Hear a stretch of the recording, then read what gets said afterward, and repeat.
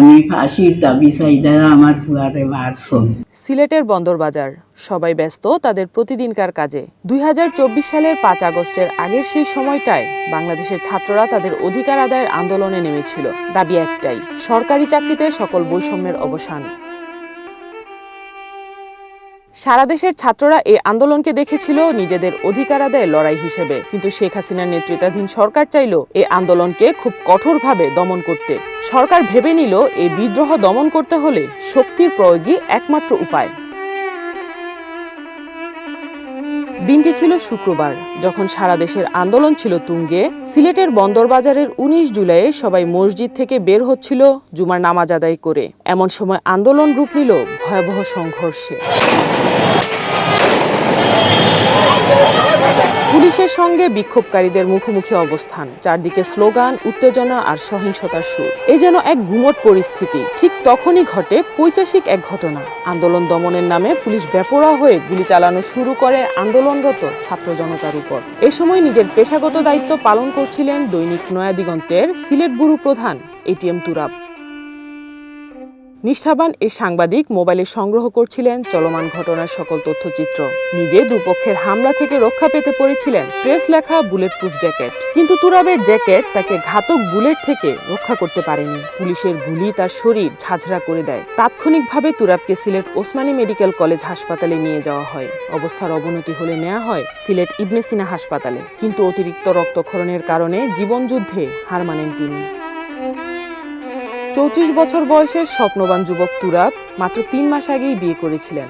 দেখেছিলেন নতুন জীবনের স্বপ্ন, কিন্তু তার স্বপ্ন ধূলিসাৎ হয়ে গেল মাঝপথেই। তুরাবের মৃত্যুতে স্তব্ধ হয়ে পড়ে তার পরিবার, সহকর্মী ও আত্মীয় স্বজনরা। স্তব্ধ হয়ে পড়ে সিলেটের গোটা সাংবাদিক সমাজ। সবার মনে একটাই প্রশ্ন, কেন এমন নির্মম মৃত্যু? কি দোষ ছিল তুরাবের? তুরাবের প্রথম নামাজের জানাজা সিলেটের মানিকপীর মাজার প্রাঙ্গণে অনুষ্ঠিত হয়। সেখানে সাংবাদিক, রাজনৈতিক ব্যক্তিত্ব সহ সিলেট সিটি কর্পোরেশনের তৎকালীন মেয়র শেষ শ্রদ্ধা জানান। তারপর তার লাশ রাখা হয় সিলেট প্রেস ক্লাবে। সব জায়গাতেই যেন মোড়া ছিল শোকের ছায়া। তার সহকর্মীরা ছিলেন নিস্তব্ধ। কেউ যেন এই ঘটনায় কিছু বলার ভাষাই খুঁজে পাচ্ছিলেন না। পরবর্তীতে তুরাবের গ্রামের বাড়িতে তার দ্বিতীয় জানাজা শেষে পারিবারিক কবরস্থানে দাফন করা হয়।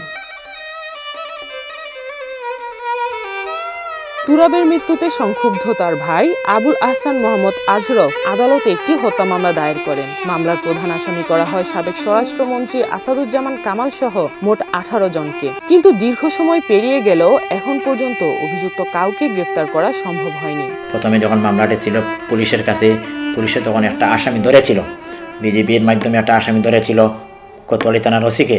বিজেপি যখন থানায় হস্তান্তর করলো, তখন বিজেপি হস্তান্তর করার পর তখন আবার পুলিশে ওই আসামিটা ছেড়ে দেয়।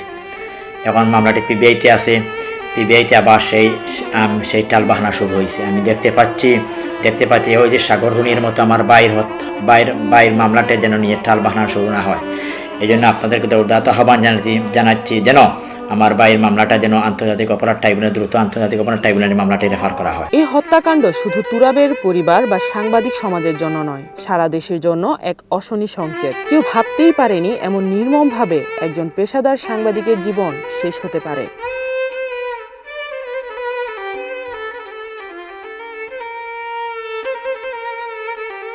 তুরাব আজ আমাদের মাঝে নেই, কিন্তু তার স্বৈরাচার মুক্ত দেশের স্বপ্ন আজ বাস্তব হয়েছে।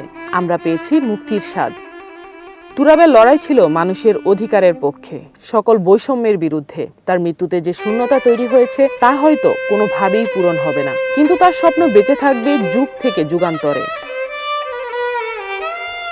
বন্দরবাজার সেই দুঃসহ স্মৃতিময় দিনটি কাটিয়ে হয়তো ফিরেছে তার চিরচেনা কোলাহল আর কর্মচাঞ্চল্য নিয়ে। প্রত্যেকটি দিন শেষে অনিবার্য বাস্তবতা যেন মনে করিয়ে দেয় সামনে আরও লড়াই বাকি।